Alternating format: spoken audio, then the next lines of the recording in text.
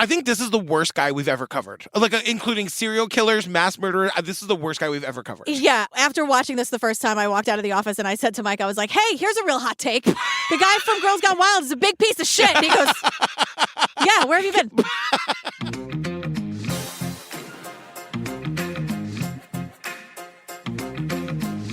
Hi, Jillian Benzavali. Hi, Patrick Hines. Fam, join us on the Patreon. Here's what I want to say. We are adding so much video content. Yes. So right now on the Patreon, you can find our live show filmed live at Obsessed Fest. Professionally filmed. Professionally, multiple angles, the opening number with the dancers, but we also uploaded our live show from Boston at the Wilbur. Where we did Class Action Park. We did Class Action Park in front of 1,100 people. It was wild. Boston's one of my favorite cities to play. Again, professionally recorded. Yes. We also have your West Memphis 3 panel at Obsessed Fest with Damien and Bob Ruff. Bob Ruff very cordially invited me to that. I don't want to take any credit from Bob Ruff. That was his thing. It was I loved great. It. I loved it. You and Damien, you guys were amazing. Yeah, and then thanks. also Rabia and Rebecca Lavoie's panel talking all about Adnan. Like days after he was released. Days after the release. So all that, we're going to upload a ton of video content to Patreon. That stuff is all there, in addition to stuff that's been there for a long time. Also, over 350 full ad-free bonus, like, audio episodes. Yeah, so we do, like, these versions ad-free, but then we do, like, your Bad Vegans, your Finding Andreas. We're doing the Woodstock, the 3-parter. Oh, my, I can't wait. Remember the Bigfoot one? We did Sasquatch. Yeah. Wild Crime, speaking of the wilderness, Heaven's Gate, and then, like, Vow, Serial Season 1, Making a Murderer, The Jinx, so much stuff over there. Patreon.com/TrueCrimeObsessed. Follow us on TikTok. It's True Crime Obsessed Pod. We just filmed a bunch of TikToks today. Yes. Our TikTok is really funny. Still make the whole place shimmer. Shimmer. We had fun, shimmer. That's it. I'm not going to ask him to do anything else right now. Okay. Let's go. I'm scared for this one. I'm scared. I'm scared and I'm mad, so have fun. Here we go. Good luck.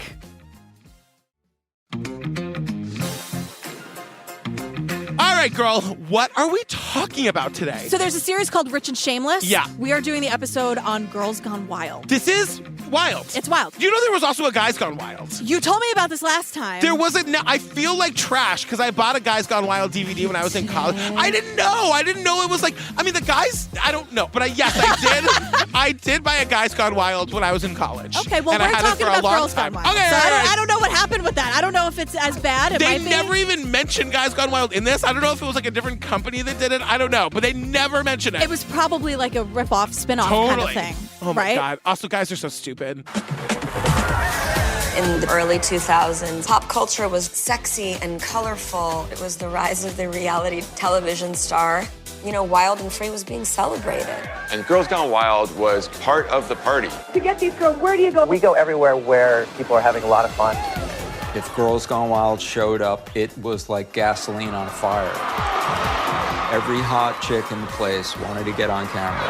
It was softcore DVDs. Girls Gone Wild! It was a cultural phenomenon. There was clearly a darker side to the Girls Gone Wild empire. The founder of the Girls Gone Wild video empire arrested today. Battery, false imprisonment, intimidation of a witness. Prostitution, child pornography. Worried about an indictment? I'm Joe Francis. He's out there still.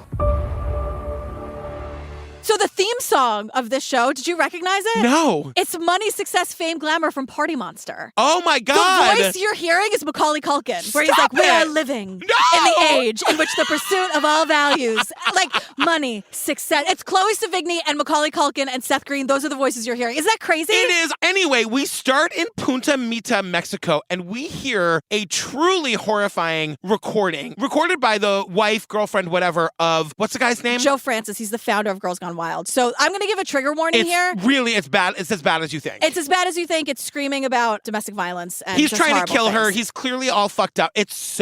She's begging him to stop. And she says, so it's her recording, and she goes, I have my phone going right now. So just watch. Like, she says, I'm recording you, so like, be nice. And he does the opposite. He does the opposite. We're told this is the mother of his 2 daughters. Her name is Abby Wilson. Ugh. And she has not objected to the use of this recording. She gave it to the producers. Right. And it is truly horrifying. She's screaming, and it's just fucking terrible. You're scaring me. You're scaring me. And I need you to calm down. You're scaring me. Who are you calling? I'm gonna call the Ugo security. You're scaring me. Speaking of truly horrifying, we meet Brooke Burke. Brooke Burke.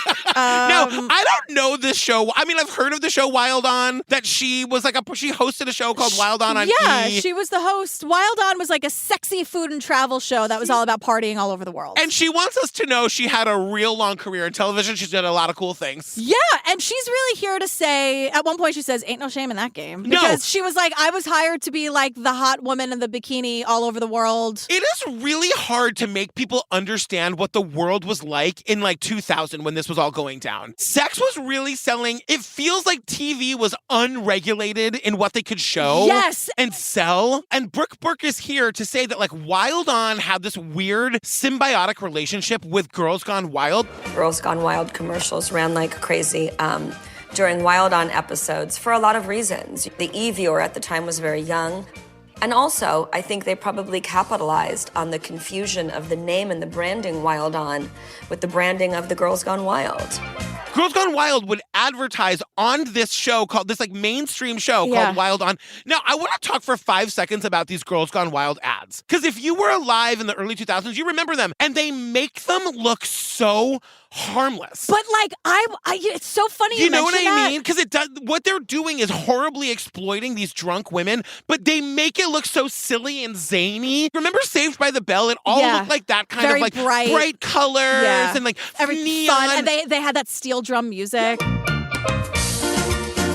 Yeah, they're like tacky, gross, like license-free steel drum music. Like just totally appropriating. It's just horrible. But girls like pulling their tops down and it was laughing. like, yeah. I remember being like, maybe the word I'm looking for is uncomfortable, but I remember feeling really like anxious watching those Girls Gone Wild ads. In Mean Girls, the young sister of Rachel McAdams is always in the background dancing and watching. She's like Girls pretend Gone Wild. flashing. Yes. Oh my. And it's like, it felt so acceptable. Like as a consumer, like obviously I'm not like looking at naked women, but as a person watching TV, it did look like all these women were having fun. Oh, they weren't. I know. Yeah. I'm part of the problem. No, I mean, but they design those commercials so that you're at least like, what is that? Like, it grabs your attention. That's the whole point of it. Totally. You know what I mean? We meet Joel Stein, who's a journalist from Entertainment Weekly, who's here to say that Girls Gone Wild in the commercials was presented kind of the way Playboy originally was, whereas Hugh Hefner was the face of Playboy.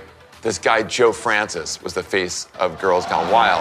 This guy, Joe Francis, was like the face with like all the young girls. Just so gross. But it's all meant to make it look mainstream and legitimate. Right. Joe Francis was the face of it, obviously. Yeah. But the whole thing was, it was supposed to be like this roving party bus, but it was like a sex bus. Right. And Joe Francis was like he was young and, quote, good looking. So he would be like at the center of the party. So he'd be on the bus with these girls and then he'd go into a bar or a club and the camera would always be on him. Right. And like getting girls to like lift up their shirts. So the point is he was like the star of the thing in the beginning. And he's described as an overgrown teenager, Yes. which is exactly, but also like that really doesn't give him enough credit for how fucking vile and violent and evil this guy is. And also manipulative. Like this guy, like he tries to come off as like just like a fun party guy. He knows exactly what he's doing. Very aggressive. And essentially his whole business model is get these women so drunk they don't know what they're doing. Right. And then put them in a position where they feel like they can't say no to showing their boobs. And that's what he does. And then they show I mean, because the 2000s were what they were early on, and I'll get into this a little bit later. This was like your chance to be famous. Yes. So there were women hammered just saying like, I want to marry Joe Francis, and putting them in like he promised them the world. Yeah, and it's like the word that nobody uses is predatory. Of course.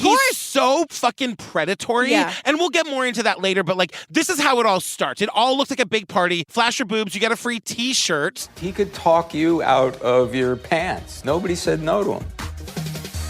If you said no, it was just a matter of time till you said yes. I need to ask you to show me your breasts, and I'm going to give you a Girls Gone Wild tank top. The reason Joe got where he got to is because he doesn't take no for an answer. Joe, quote, doesn't take no for an answer. Can you hear it? I'm going to be Madonna from Truth or Dare. Can you hear yourself? That's called rape, everybody. Yeah, exactly. Like, Right. Wearing a woman that's down rape. until she says yes. What? That's assault. So Joe Francis gets the idea for Girls Gone Wild while working for a show called Real TV. He was a production assistant. This is insane because there was, like the Zoe Tur of it all. There was a market for this kind of like shocking journalism where like they would run like they show this one clip of a house fire or like a building fire where these people are like, they have to essentially jump from 8 stories or burn alive. It was like a clip show. Yeah. Like YouTube is full of these videos. They Yes. make me very, very anxious because I never know what we're going to see next. Totally. And the point of this is that it was pre-internet. So you could only get shows like this in DVD form, and that's why these companies existed. And there were clips that like they couldn't use on television because they were too violent or just not okay, and they were banned from television. And so Joe has this like quote genius idea to like bundle all of those clips you couldn't show on TV and sell them. He called it banned from television. Yeah. So it's like the worst, grossest things that they couldn't show, and then he like buys infomercial time and like makes a ton of money. Amazing. Exactly. Thanks, Joe Francis. Thanks. Doesn't seem like you and Joe Francis would get along very well. Can you imagine? No. Get me in a room alone with that guy. No, I know. You know what? Get me on a party bus with Joe Francis. Totally. And then I said, oh, like all trash. He's on Jenny Jones now. Oh, God. What he does with this like real TV stuff. One of the clips he found were these clips of some young women, and they were arrested for being topless. And so he thought he could make a whole DVD of just that event and sell it as Girls Gone Wild. Eventually, he got the idea that he shouldn't bother buying the rights to these videos and just create his own. So what he does is he realizes that there's a market for like DVD sales of women just like taking their tops off. Right. And so that's what he does. That's where the genesis of Girls Gone Wild comes from. Now we get all of this footage of him, like, he wasn't paying anybody. No. He was giving these girls and women T-shirts to take their clothes off, that you get, like, a Girls Gone Wild shirt. And he would, like, have them call their parents for permission before doing it. And honest to God, who are these fucking parents? This one woman on the beach is like, hey, Mom, you know that Girls Gone Wild thing that people usually don't do? And he's going to give me a T-shirt that says Girls Gone Wild if I take off my swimming suit top. Is that okay with you? I love you. Bye. Show your tits. He's going to give me a T-shirt to show my boobs. Is that okay? There's one moment where Joe Francis grabs the phone and, like, talks to someone's mom, and he says, hey, she says she doesn't care. Right. We blow right by that. That was a very dark 5 seconds of footage. 100%. Like, that was really Imagine fucking me, dark I'm on the other end of that fucking call. and lonely and scary. Yeah. I really didn't like that. No, and Girls Gone Wild was such a group think moment at the time. Like, I can imagine some girls thinking like it would be a badge of honor to be in a Girls Gone Wild. Because, like, this was at a time at the very beginning of people being famous for being famous. Yes. And, like, sex tapes made you the biggest celebrity on the planet for a time. And, like, people thought the same thing could easily happen to them. And it was at a time, I'm sorry. Here we go. It was at a time where fame was such a high-valued currency in this world. Yeah. More so than even now, because there was no Twitter, there was no TikTok. No one was accessible. Right. The way they're accessible now. Yeah. So you see a famous person, you can find any number of their social medias, usually video. Uh-huh. Like, you can find someone's TikTok. Reese and feel- Witherspoon's real generous with all the content. And we thank her for it. We do thank her. Goddess Reese. But, like, think about that. That, like, Yeah. a sex video made you famous, and there was such high value on fame, and Yep. there's alcohol involved, and it's like, what's the harm? And right. that's sort of where this is going. 100%. And we learned that the rise of Girls Gone Wild is what they call it meteoric. They launched in 1997, and within 2 years, they had $20 million in revenue. They cut deals with the bars that actually paid Girls Gone Wild to have them there. In 2004, which was just 7 years after they launched, they were pulling in $100 million a year. And then in 2001, they had 83 different titles for Girls Gone Wild videos. They sold 4.5 million DVDs. Well, one of the reasons they have so much money is because they're not paying anybody. Exactly. Like, that's part of it. It's Right. vile and people are disgusting and they want this shit. No one's thinking about how exploitive it is. Like, that's one thing. But they're also not paying anybody. Right. It's very easy to do this. Like, Right. at low cost. Exactly. And so they say by 2004, 7 years after they launched, they're pulling in over $100 million a year. Yeah. Oh, and then we learned that Joe Francis does that thing that all these fucking trash people do. He buys a Ferrari and a private jet. Oh. Cure AIDS, Joe Francis. I thought you were going to say, what, is friends with the Kardashians? But we'll get to them in a little bit. Yeah, we learned he's hanging out with the biggest people in the early 2000s. Matthew Perry, he's dating Tara Reid. Oh, God. Were you even a celebrity in the early 2000s if you weren't hanging out with Tara Reid? Yeah, if you weren't like 2 people removed from Tara Reid. Paris Hilton, Lance Bass, girl. And 2 Lance Bass. There are like current photos of Lance at Joe Francis's mansion or whatever. Current, like from today? Like recently. Like too recently for my liking. So we learn that it's possible that Joe Francis released the Kardashian sex tape. Like it was coordinated by the Kardashians. Well, of course, Kris Jenner, like, we'll get into that later. But yeah, there's the rumor that like he distributed it. I think Kris Jenner did it all herself. Like, can you imagine? I think there's enough evidence to prove that that's what happened. But like, there's so much footage of Joe like begging, and this is like on camera, like begging someone to take their bra off. Well, because they say to us, like, of course there was a darker side of Girls Gone Wild, and I wrote, what could possibly go wrong? Like isn't the whole thing dark? Yeah, he's bullying. Again, they cannot talk enough about how much booze they're giving these girls. Right. They're getting them blackout fucking drunk, and then he's like begging them to take their tops off. And then he starts like berating this woman and acting like a total creep, and he's like, "What are you doing? This is Girls Gone Wild. You're not very wild. Please take your bra off. Please. I'll be your best friend. Please take your bra. I'll be your best friend. I'll be your best friend." And then he just starts whining, and I'm like, what a fucking herb. What a herb. Like a fucking loser. I know. And I want everyone to have a friend, but not Joe Francis. I want him to die alone and filled with fire ants on top of him and just eating him slowly until he's dead. I hate him.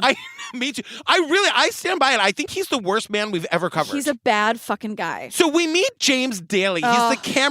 He's a cameraman for Girls Gone Wild. He said he got his job off of Craigslist. I know. Can you imagine? Doesn't that tell you everything? I know. And he says that like he saw the posting and he's like, oh, I'm going to be like drunk all the time and having tons of sex. This is perfect. Well, so yeah, he really walks us through how this all happened. Yeah. He ends up having a conscience in the end, which nobody saw that coming. Which he wants a fucking medal for, I know. which is James. I'm keeping my medal to myself. You don't get one today. No, but girl. he like walks us through how he talk all these girls. And I'm using the word girls because many of them were underage. So they're girls or women. Right. And he says to us. The whole thing, too, is you also had to really kind of be concerned how you dressed. You didn't really want to dress in black and look creepy. You wanted to look, nice and approachable. I mean, almost like if you were a gay guy or something like that. So the women would trust you. You had to dress like a gay guy so the girls would trust you. To make them think they had nothing to fear. I mean, oh my God. Because they don't want you think he's like dressing in our merch? Bare jeans? Yeah. Wearing like 7 For All Mankind jeans. What was big in the 2000s? Diesel? I'm just thinking like if he dressed how like this gay guy dressed, it'd be a lot of like Patrick Liberty t-shirts. Yeah. Maybe Eliza wig. Yeah. And definitely like some Rothy's. You're nailing it. All together? Because the whole point is to not look creepy. Right. So the Liza wig is where you lost me a little bit. Just a little bit. And the point is like flashing the club is easy. Like anyone can like show their chest in a club for a t-shirt or whatever, I guess. But the point is that Joe Francis wanted everyone on the buses and the private area. They wanted to take them away from being in the public eye. He says you got to get them in a place where you're in control. Can you imagine like away from their friends? And we learn about this like fucking private room in the back of the bus. And he's saying he didn't have the stomach to like make the girls go through with it. He would like ask nicely if they would show their boobs. They would say no, and he would like let them leave. Right. Like, and then he would show it to Joe, and Joe fires him on the spot because he can't use it. And then we learn, which is like, okay, James, like, thanks. Right. And Thank you. This is where he wants the medal for getting fired. And they also really, really want us to know that the voice in the videos is not James. Right. I know. But James, you were there for a little bit. And but he when got away. you hear it, it is so creepy. And these women look so... What is sexy about that? Nothing. Like, who wants to buy that DVD because it's hot?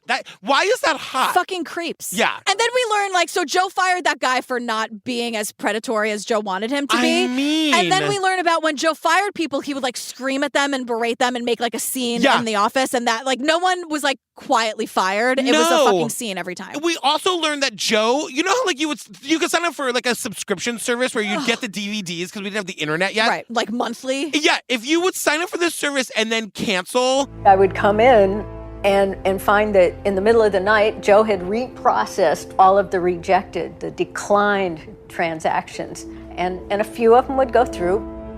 The only easy way to resolve it was to cancel your credit card and get a new number. That's how he made money, and there was no talking him out of of the way he made money. They're like, the only way you could get out of him charging you was by canceling your credit card. Well, he's not big on consent, so that tracks. Right.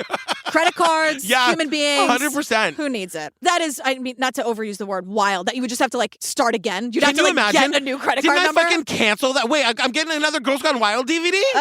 So then the Entertainment Weekly reporter tells us this fucking wild story. He's like tagging along with Joe. He wants to go with him to like the bar and the party bus to like write a story about it. And the way Joe behaves in front of this reporter is unreal. And that is what is very, I mean, there's a lot of scary things, but that is very scary. Like when you're acting that way with eyes on you and a reporter on you, what are you doing when no one is there? Because they're at the bar and then the reporter says, like, we went back to the party bus and there was like a room, like a closed door in the back. And the reporter's like, well, I need to see what's in there. And he opens the door and there's a woman, a fully naked woman in a very compromised position doing like sexual things with objects. With like a bottle and like just objects that they had. And the phone rings. It's the woman's boyfriend. And Joe grabs the phone and tells the boyfriend what he's gotten this girl to do. Like, and this is where the reporter says, definitely his interest moved from this woman to the opportunity to like show status over another man or dominate.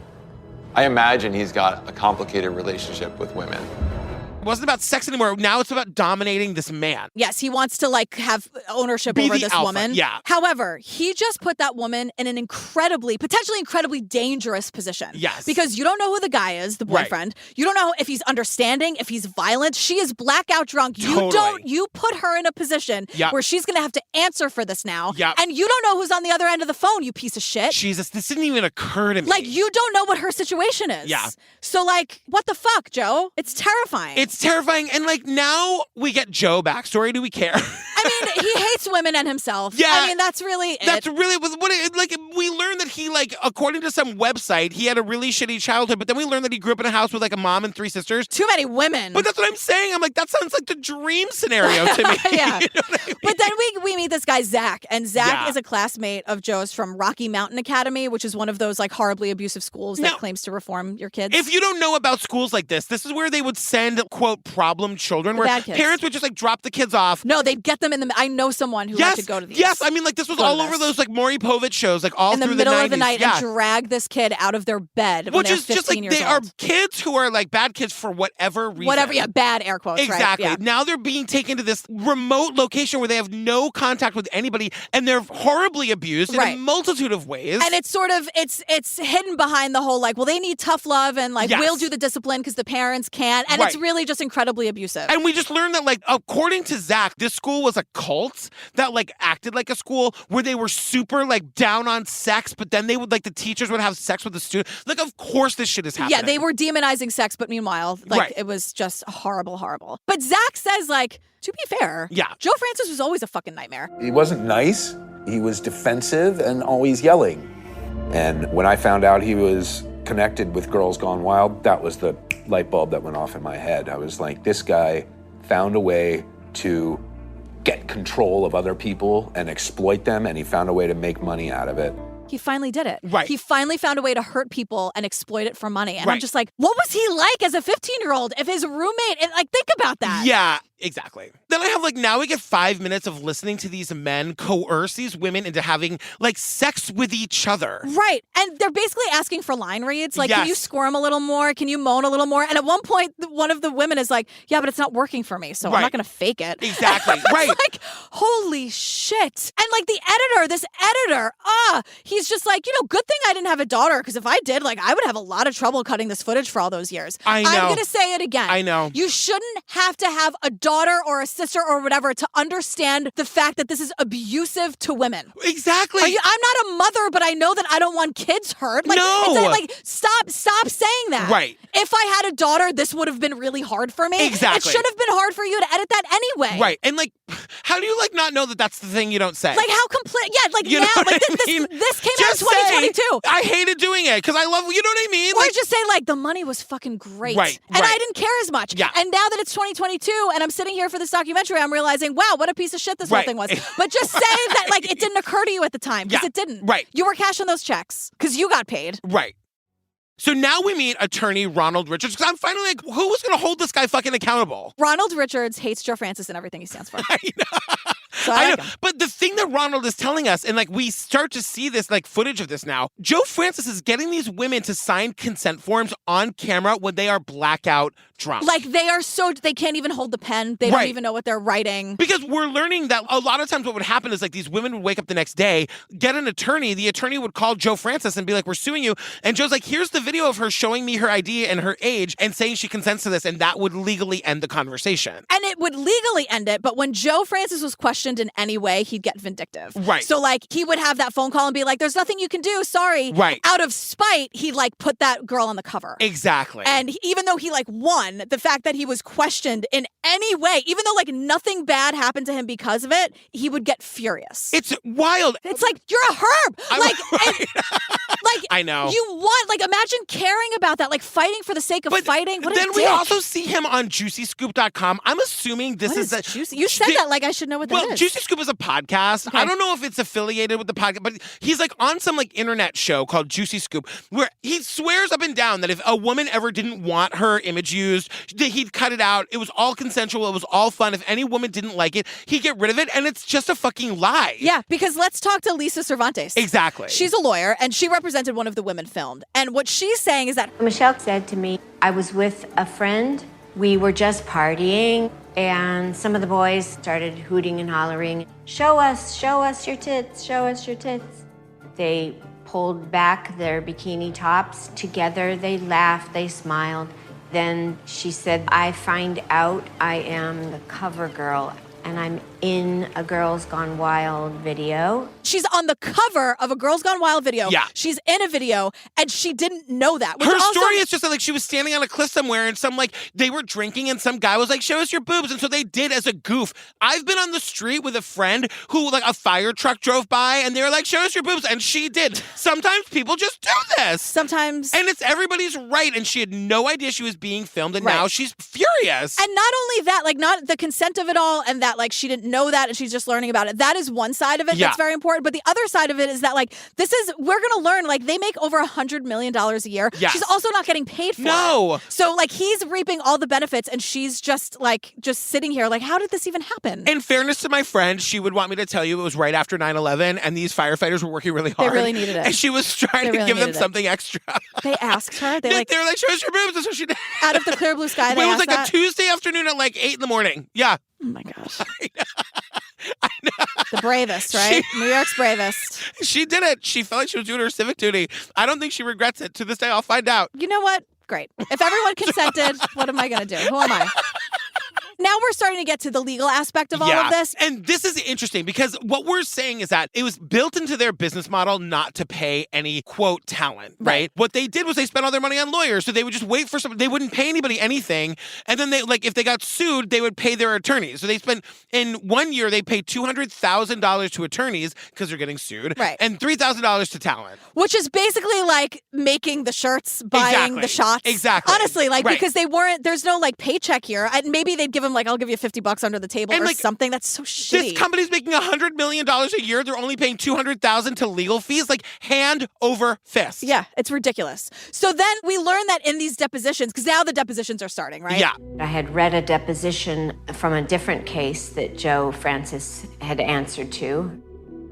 He never referred to women as women or girls as girls. He always called them bitches or whores. Can you imagine the audacity of being in a deposition and someone's like, and so what did you say to that woman? Well, I said to that, whatever. Right. Like the audacity to say that in like the light of day in a conference room to a fucking attorney. Because at one point he was like, am I worried? No, I'm fucking Joe Francis. Exactly. And like, usually I'd be like, that's such an act. Oh my God. Yeah. And I do think he hates himself as much as he hates women. Yeah. But like, he has convinced himself that he is invincible. It's wild. And then he talks like that in a deposition. It's oh my podcast God. gone wild. Oh my God. So we go to Daytona where we meet a girl, literally a girl named Tabitha, who tells us this fucking crazy story that she was in Daytona Beach, underage. She was 17, on vacation with her friends. Some guy comes up to her and was like, hey, we're doing a bikini contest. Do you want to participate? And she's like, sure. Right before the bikini contest, they get all the girls fucking wasted. Yeah. They get them up on the stage. There's hundreds of people around them. We see the video of it. Yeah. They're like trying to get these women to take their tops off. She shows her boobs. And also perform sex acts on each other on the stage. No, she didn't participate in that. No, she says, no. But these women are performing sex acts on each other. And now, technically, that's child sexual abuse material. Exactly. Because she, and I'm sure others, are underage. And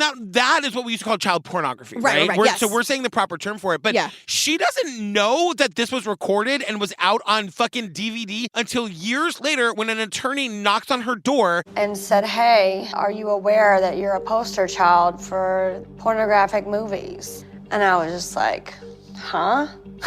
And this man proceeded to tell me, I'm on the cover of these DVDs and these movies and on posters and on sides of buses and stuff. Well, I was a minor, and I was filmed without my consent. She had no idea. She had no idea. So she gets into a legal battle for 5 years. Yeah. She ends up settling, but the kicker is that the DVD featuring Tabitha, they're still being sold. Right. They're still being sold. She's 17 in that footage. She's 17 years old. And like everyone says this to us like there's nothing that can be done. You know what I mean? Right. But the thing that happens, and we meet other women that like this has real ramifications. Like they get kicked out of school, they get kicked out of church. Sometimes they get kicked out of their homes by their parents. They lose their jobs, they lose relationships. You never know who's going to see this and when. And like now we're in the age of the internet, and that shit lasts forever. And then we go to Fort Myers, Florida, where we meet a woman named Nicole. She was 25 when she went out to a bar one night. She said she heard there was a bikini contest. You could win $100. She needed money. She wanted to go. We see the video of her from that night. She is so fucking drunk. It's so scary. She can barely form words. Yeah. She didn't know, again, that she was being recorded. And I'm like, what are the ethics of this? I don't care what fucking papers she said. There aren't any, She's you know? so drunk. What kind of soulless monster do you have to be to take the footage of her and then put it in a fucking video? And to your earlier point, she doesn't learn about this video's existence until a couple of years later. Yeah. So 3 years later, my partner came home in the middle of the night. He had the DVD with him and woke me up and was irate that his friends were watching me on a video. I'm thinking this fucking boyfriend sounds like not a walker. He's not mad that his girlfriend got taken advantage of. He's mad that his friend saw her naked. Right. And I'm thinking, like you were saying earlier, now she's got to deal with this potentially scary guy. Yeah. He's not sitting here for the interview. And also just like the trauma of having to learn yourself, like, oh my God, I'm in this. And then having to like talk your fucking D-bag boyfriend off the ledge because he's mad. Like, you know what only I mean? mad because his friends were looking at it. Like, how much are we going to force her to deal with right now? Exactly. She has to hold everybody's fucking hand through this whole thing. What about her? And you cut back to that video of her and she's so drunk she can barely keep her eyes open. I know. So she sues. We learn that on the day of court, Joe Francis's attorney says to her, hey, I'm doing you a solid here. This company's about to go bankrupt. You should really take the $10,000 we're offering today because otherwise there'll be no money. So her own lawyer advises her to do that. And then, of course, like all these years later, the company is doing just fine. Just fine. They lied to her. Yeah. Now it's 2003. We're in Panama City, Florida. We're back to the Redneck Riviera. And we meet the one man in this whole movie that I kind of like. Lee Sullivan. He's the former mayor of Panama City Beach. He is taking I love this guy. He's a character and a half. And when we first meet him, he's like, don't think any less of me. But I'd actually never heard of Joe Francis and his traveling circus until this mess. And I'm like, no, Lee, that's a good thing. That's good, Lee. He also wants us to know that he was bringing the rich and famous, the celebs. You know what a celebrity is? They just people. And if you told me that you and Kim Kardashian were buds, that wouldn't mean diddly squat to me. He doesn't give a hoot. Right. Being friends with a Kardashian doesn't mean diddly squat to me. Girl, I love him. I know. I want to give Lee Francis a podcast. I love this guy. Well, yeah, and so the point is, like, he's coming from a very conservative area. It's the Bible Belt. Yeah. And, like, Lee Sullivan doesn't want this filth in his city. Not where he lives? That's really the point. Not where his friends live? Because they're better than that, Jillian. And he goes, you know, Joe thinks he was making art, and then just smiles. Right. To the camera. And therefore, Joe thinks he's protected by the Constitution. And he goes, he even called it a docu. How ludicrous is that? Says docu. And he goes, it's a documentary about what? That females have breasts? And so Lee actually says something where I'm like, Lee, I know. You're really saying all the right things here. I don't think that Steve and I would be welcome in his home for Thanksgiving, but right now I like this guy. I think in Lee's house you would, but you have to keep it down. I think the neighbors. The chubby one's a little loud. Loud. And they're both gay. So, but Lee sees right through Joe Francis. And he goes, this wasn't about art. He says this was about his real opinion on women. Even Lee Sullivan from the Bible Belt knows that this guy hates women. Yeah, and then we learn the mayor really went to work on this case. He is going to take down Joe Francis any which way he can. He's going to get some dirt on him. We see, and there's plenty. There's plenty. We meet one of the camera guys. I mean, the camera guy's like, so we were sitting in the condo waiting for pizza. The police kick in the door. The camera guy says they were held at gunpoint. He says, I was handcuffed to a chair for a long time. Real big craft services budget, Joe. Shitty Florida pizza. I love that the mayor's like, I want you to really fuck with those guys. Yeah. You know what? Handcuff that cameraman to a chair. Yeah. Can you Let's see what happens. Having a gun held to your head? No. Over Girls Gone Wild? Like, oh my God. Well, good. Well, right. Like, what were you thinking? What were you thinking? You're probably the one that put in, like, drunk Nicole in that episode. Well, now Lee Sullivan is really going to town because here's what happened. Because he's trying to get dirt on Joe Francis. Again, there's plenty to get. Yeah. So here's what we learn. Girls Gone Wild filmed 2 underage girls in the shower. Bad mistake. You know what that little twit says? He says, well, we had them sign a waiver. If you're under 18 years old, that signing a waiver is meaningless. How do you know when they signed that waiver that they were 18 or over? He don't have a rat's clue, and he don't give a rat's rear. It doesn't matter because they're 17. Yeah. And this is when Lee Sullivan says he don't give a rat's clue and he don't give a rat's rear. Talking about Joe Francis and his lack of morals and ethics. A rat's rear. You can say rat's ass. It's just us here, Lee. Yeah. And so Joe gets charged with intentionally including child pornography in the Girls Gone Wild film and also prostitution, their word, not mine. Yep. Because apparently, like, he paid 2 of the other 17-year-olds $50 to jerk him off. Yeah, so it's like coercion. It's all bad. So Lee Sullivan arrests Joe, takes the bus, takes the cars, takes the jet.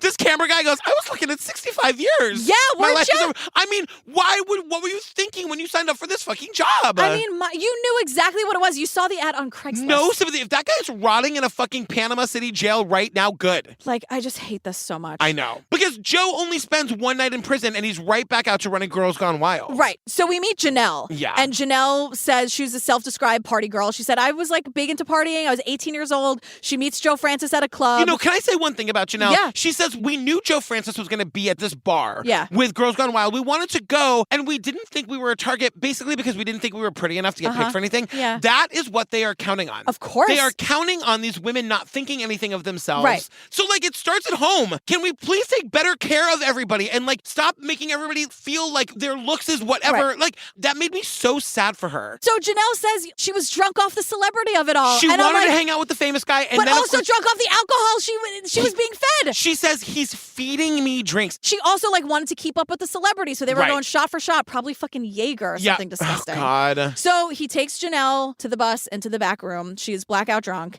And, you know, she's being pressured to perform sex acts on herself. She doesn't want to do it. She doesn't want to do it. And she says, But I kind of just went with it because now I felt pressured because I had these 2 big guys in front of me, the cameraman and Joe Francis.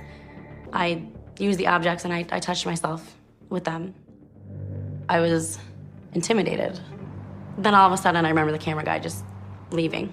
And then she says the camera guy leaves and Joe rapes her. She goes, and that's when Joe turns mean. This documentary is really well done because the first thing we hear in this entire documentary is him being that guy. Yeah. You know, the voice, Screaming. the thing that Abby recorded. Like violent, aggressive. And you hear the rage in his voice. Yeah. And we see video of it a little bit. And Yeah. it's like he is like a switch. There's a switch and he becomes this like dark, evil presence. But she says, like, I did not give my consent. I didn't want that to happen. I went to the police the next day and no one took me seriously. And I know that because nothing to this day has ever happened. Nothing happened. To which I say, perfect. I hate everything. Right. Let's move on. 2004 in Bel Air, California. Oh, boy. Oh, man. Bad day for Joe Francis. Oh, man. Bad This day. story is wild. So someone has broken in to Joe Francis's home. Joe comes home from a party. And forces Joe to pretend to have sex with a large, pink, vibrating dildo at gunpoint. So there's a man in Joe Francis's house who strips Joe naked and takes a video. Now, we get the attorney for the guy who did this. Right. He's watching the video, describing it to us. And he's like, now, Joe's the world's worst person. There still isn't a world in which I would ever sell this. Of you course. know? I mean, because, and to be very clear, neither you nor I are advocating that either A, this should have happened to Joe, or No. B, that it should ever be No. sold. But the point is, he's sexually basically humiliating Joe and getting it on video. It starts off with Joe Francis staring into a video camera at gunpoint with a large pink dildo or sex toy that's spinning around in front of Joe Francis's buttocks, not inserted or anything, and he's being compelled to say he's from Boys Gone Wild and he likes it up the blank. I'm Joe Francis. This is Boys Gone Wild, and I like it up the blank. Yeah. Quote from the lawyer. Exactly. So the guy, his name is Darnell Riley. He's the guy who did this. We learned he's like in Joe's social circle, and we only know that he did this because he bragged about it to Paris Hilton. And she rats him out. To which I say, Paris, you're in too many of these documentaries. And she rats him out. And I don't know whose side I'm on here, but like the guy shouldn't have done it. I don't want that to have happened to Joe Francis. Right. But like at the same time, Paris, you're too involved. Like you're too involved.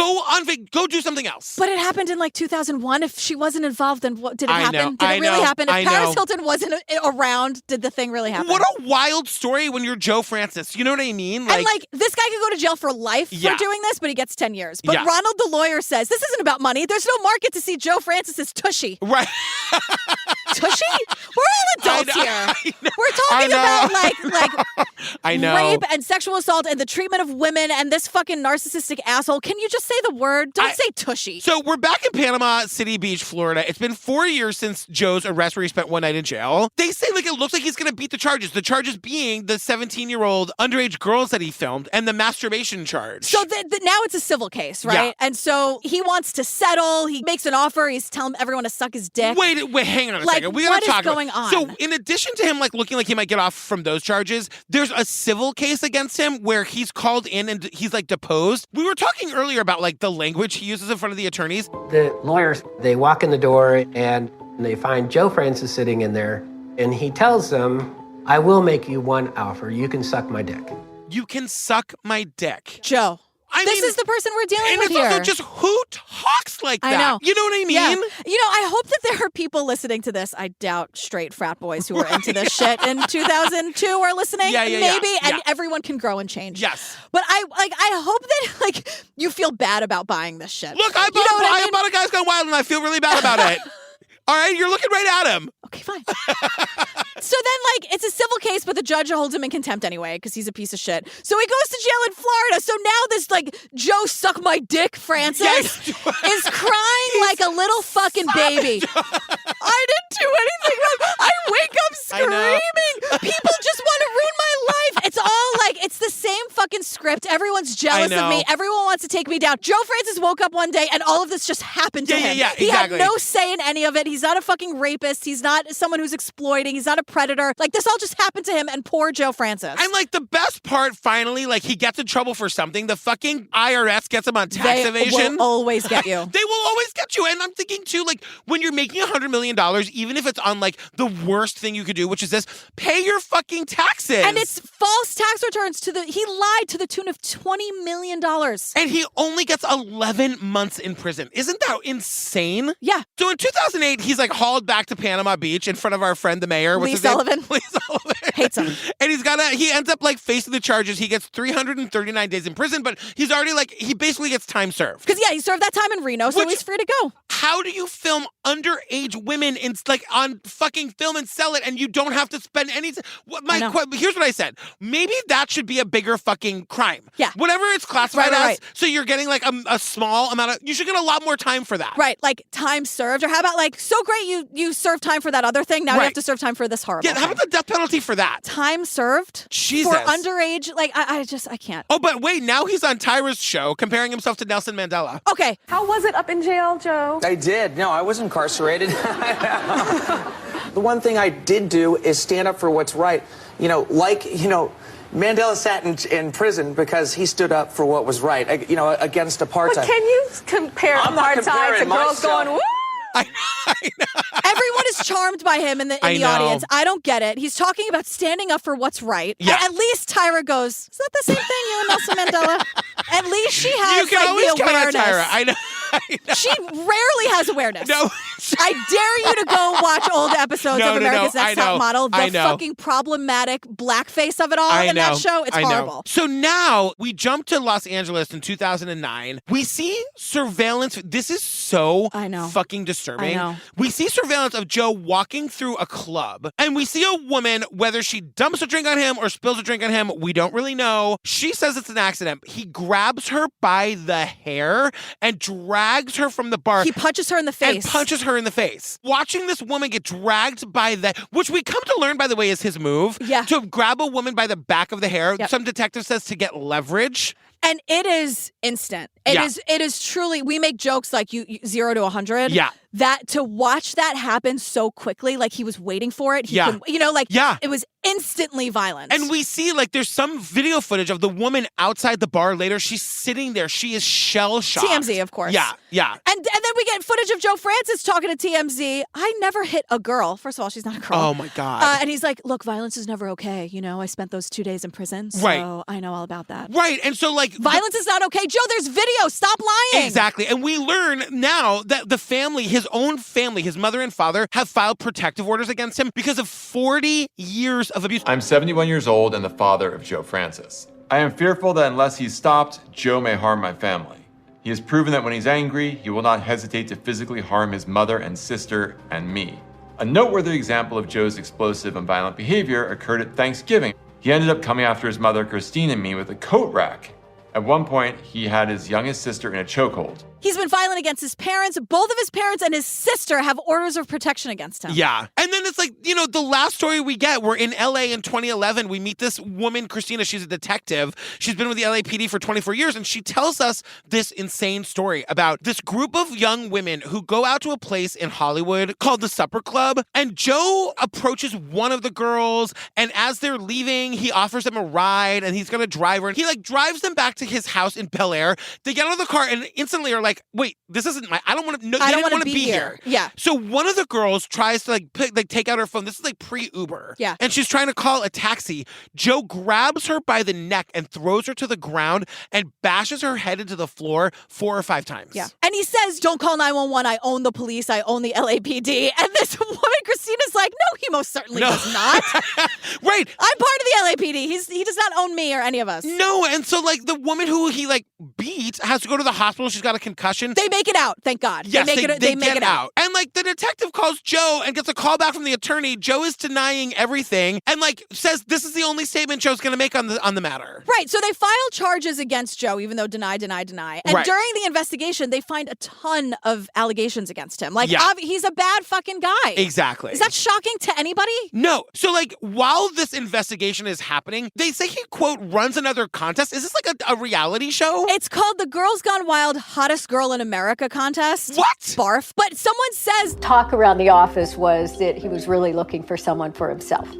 Maybe the contest was an admission of, hey, it's time to move on. This was just an excuse for him to find a girlfriend. It was a way for him to, have all this power over these women and then, find some, and quote, we hot see, one. some video of it. It looks like they're filming it for, a reality show or something. It does look like one of those shitty, yeah, I don't know. So, this is basically where he meets this woman, Abby. Abby is the one on the tape from the beginning in that horrible voicemail. And it's aggressive from the start because she's 25 and he's 40. Yeah. And he's already joking about how she's old and, quote, putting her out to pasture. And this is one of those oh, honey, I'm joking, but it's not a joke. It's not a joke. It's a real abusive, aggressive thing. And she's trying to be a good sport about it, which I don't think you have to be, Abby. And people are saying, there's no way for her to know that at this point his company is just, hemorrhaging money. Yes. She thinks he's, a billionaire. But because of, the advent of the fucking internet, nobody needs his, shit anymore. Of course. So he's, losing money. And he's got lawsuit. Everyone wants to take this guy down. The guy from Palm Beach, Panama City or whatever, Lee Sullivan, he wants to take him down now. The LAPD,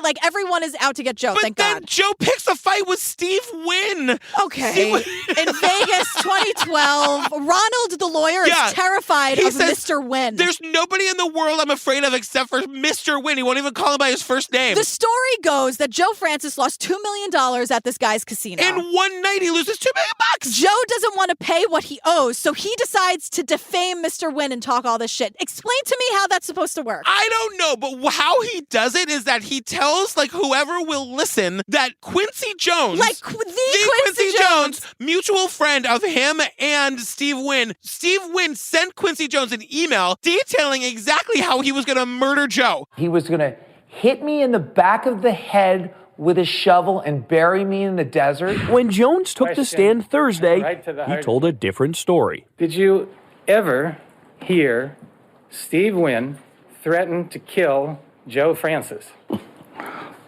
No, absolutely not. They get Quincy Jones out of his goddamn mansion to say Joe Francis is a liar that never happened. I mean, there's some kind of court case where Quincy Jones is on the fucking witness stand. I don't. Can you imagine? I feel like this is one of those like, hey, look over here. Don't look at the rape. Don't look at the rape. Let's get Quincy Jones involved. But Quincy Jones is like Joe Francis is. What is he talking about? Get me out! I don't know this guy. Who is this out Joe of here? Francis? Right. Like Quincy Jones almost had to clear his name to like put on the record that he's never had any experience with Joe Francis at all. It's the wildest story I've ever heard. So Joe Francis has to pay the debt. It's somewhere between 20 and 40 million. It goes from 2 to somewhere between 20 and 40. Right. Then all of these other lawsuits are coming down, and the IRS, and.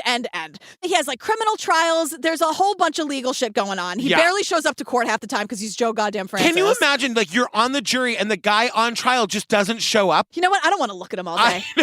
Good. Stay home, Joe. So remember the women that he convinced to come home from the supper club, and then they finally got away, but he was like beating them? Yeah. So there's a criminal trial for the horrible abuse that he did with the women who were home, and then they didn't want to be there, and then he said, I own the LAPD. So Joe Francis eventually gets convicted of battery, false imprisonment, and intimidation of a witness. Right. But it's a misdemeanor, so he's out on bail. Right. So he didn't this spend is a really, single second behind bars. This is really important. Because it's a misdemeanor, he's out on bail, and he calls Detective Christina and says, I'm going to Mexico. Is there anything we can do to make this go away? He's bribing her. And Christina's like, this isn't going away. Joe hops on a plane to Mexico where he's got this multi-million dollar resort, and the United States won't spend the time or the money to extradite him because it's a misdemeanor. And this is what I'm saying. This woman was beaten. She was held against her will. She was literally kidnapped by the guy. That shouldn't be a misdemeanor. No. Make it whatever the thing is to make him go to jail for a long time. Thank you.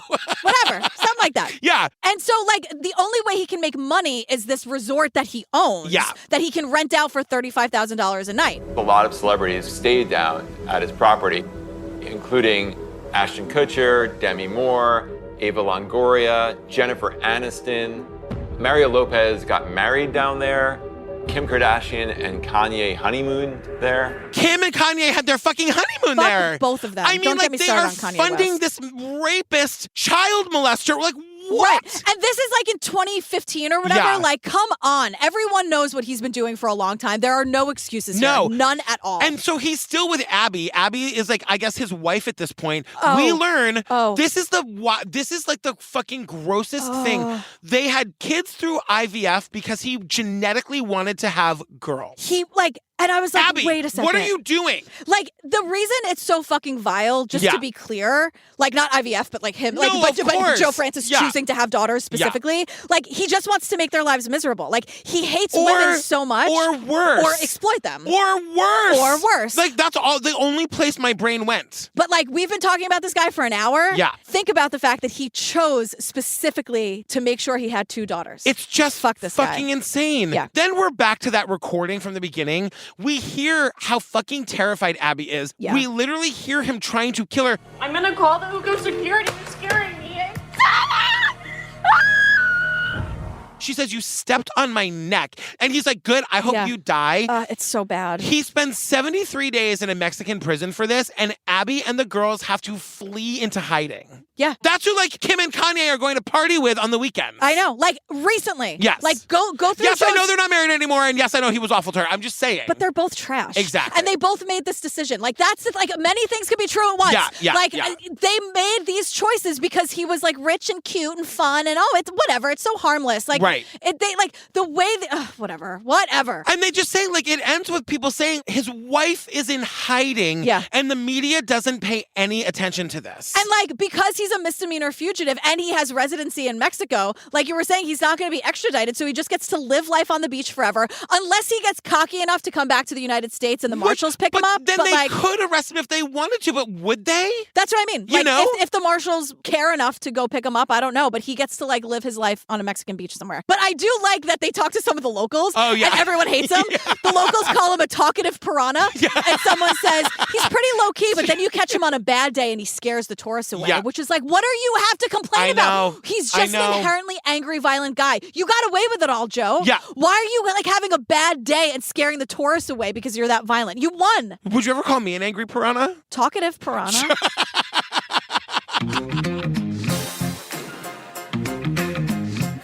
Oh, girl, what's it called we did?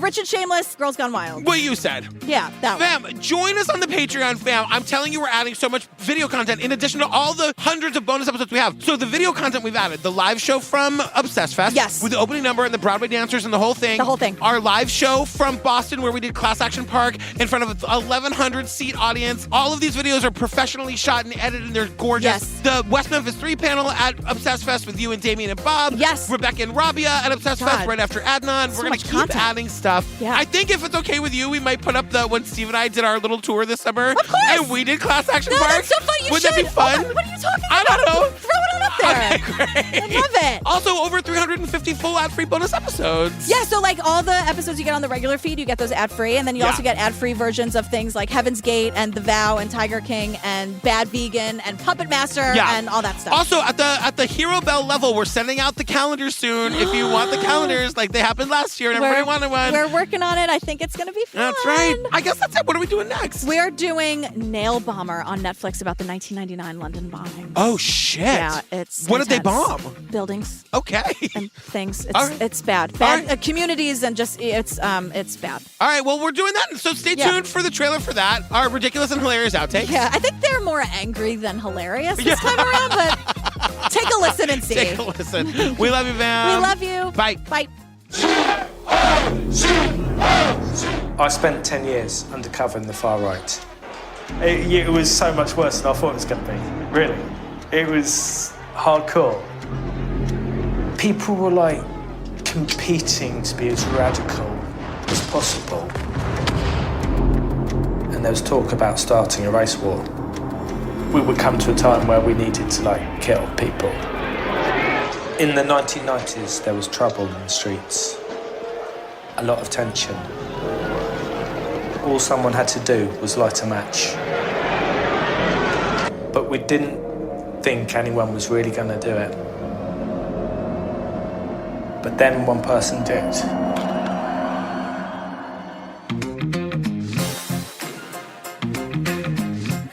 We learned Heidi Montag's sister was Joe's assistant. Heidi Montag. She was like the OC. The Hill? Wait. The Hill. Oh, Elsie and Heidi, right?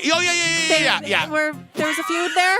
They were very Paris and Nicole. I think they were friends, and then there was Then a they feud. weren't. Oh, Heidi and Spencer. Yeah. Got it. Okay, I got it. We got there.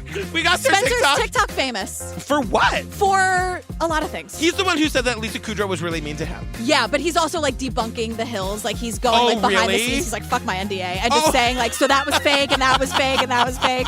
And they have all of their when they were on the front of like every tabloid, that's like what's framed in their home. Really? Where it's like Us Weekly. Oh, but him and Heidi are still married. Yeah, they're like fully together. Fucking Kudrow told her to get away from him because he was going to kill her. I know. He had the last laugh, Coots. Kudrow, come on. I don't want to say that.